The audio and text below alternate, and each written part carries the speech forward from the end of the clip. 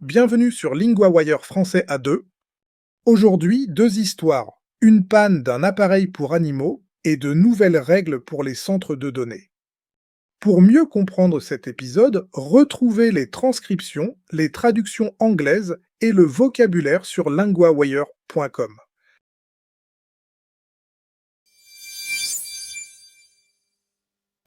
Commençons par cette panne chez PetLibro. Nous retrouvons maintenant Théo, correspondant de LinguaWire pour la technologie. Merci Louis. Oui, cette histoire a agacé beaucoup d'utilisateurs. PetLibro fabrique des distributeurs de nourriture connectés pour animaux.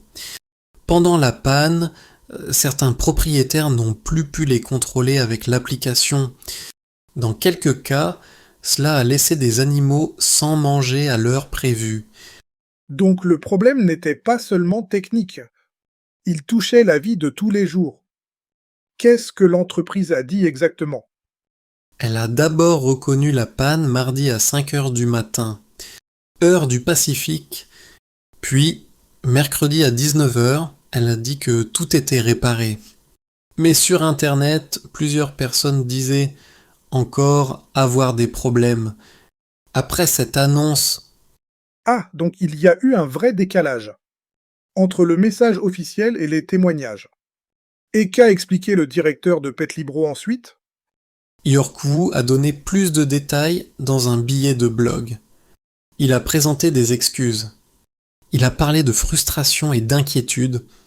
Selon lui, le problème venait du serveur cloud de l'entreprise. Des demandes de données se sont accumulées. Puis le système a été trop chargé. Je vois. Donc le réseau a été submergé. Est-ce que cela a cassé seulement l'application ? Ou aussi d'autres services ? L'application ne pouvait plus se connecter aux appareils. Du coup, la commande à distance ne marchait plus. Le journal d'activité, les notifications et les vidéos étaient aussi indisponibles. C'est large en fait. Les gens n'avaient presque plus de service. L'entreprise dit-elle qu'elle a appris quelque chose ? De cette panne ?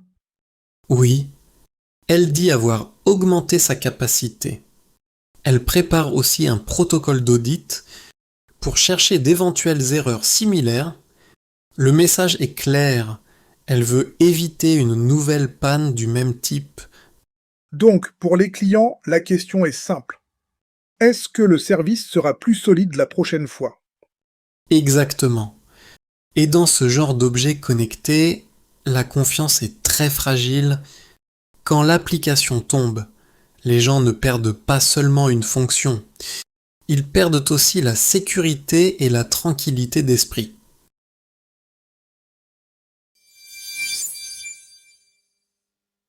Passons maintenant au centre de données et aux nouvelles règles. Nous retrouvons maintenant Camille, correspondante de LinguaWire pour la technologie. Merci Louis. Oui, le sujet prend beaucoup de place en ce moment. Dans plusieurs villes, les habitants protestent contre les centres de données.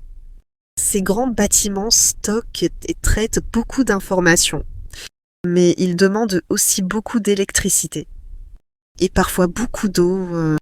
On comprend mieux pourquoi cela crée des tensions. Qu'est-ce qui change maintenant dans certaines villes ? Plusieurs villes révisent leurs règles pour ces projets. Elles veulent décider plus clairement où ces bâtiments peuvent être construits. Elles veulent aussi limiter certains effets pour les voisins.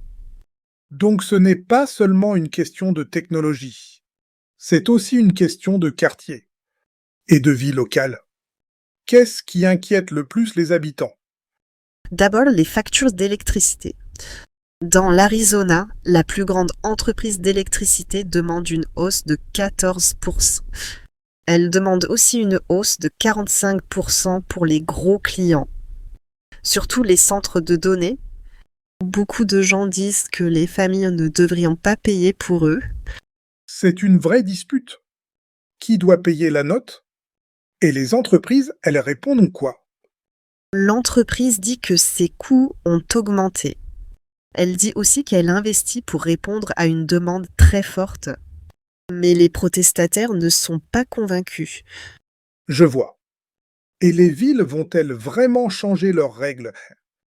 Certaines le font déjà.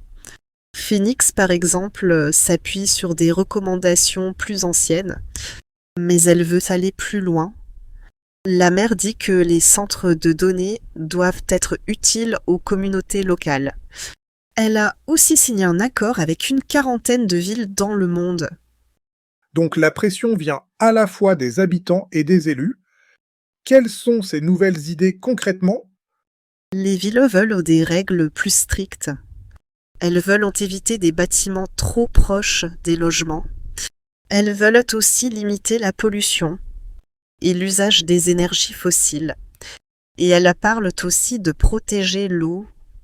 C'est un débat très moderne, mais très concret aussi. Et maintenant, que faut-il surveiller? Le régulateur de l'Arizona doit décider cette année du niveau de hausse possible. Et l'État a aussi mis en pause certains avantages fiscaux pour 3 ans. Mais juste avant cette pause, il y a eu beaucoup de nouvelles demandes de projets. Donc la question n'est pas finie du tout.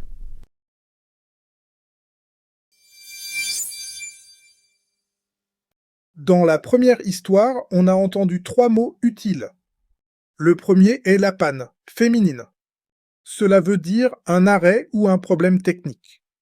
Exemple, il y a une panne de courant dans la rue. Le deuxième mot est l'application, féminine. C'est un programme sur un téléphone ou un ordinateur. Exemple, j'ouvre l'application pour contrôler la lumière. Le troisième mot est le serveur, masculin. C'est un ordinateur qui donne des services. Exemple, le serveur est trop chargé ce soir. Maintenant, la grammaire, être connecté. On utilise cette forme pour dire qu'un appareil a une liaison active. Exemple, l'application était connectée aux appareils. Exemple, mon téléphone est connecté au Wi-Fi. Répétez, être connecté.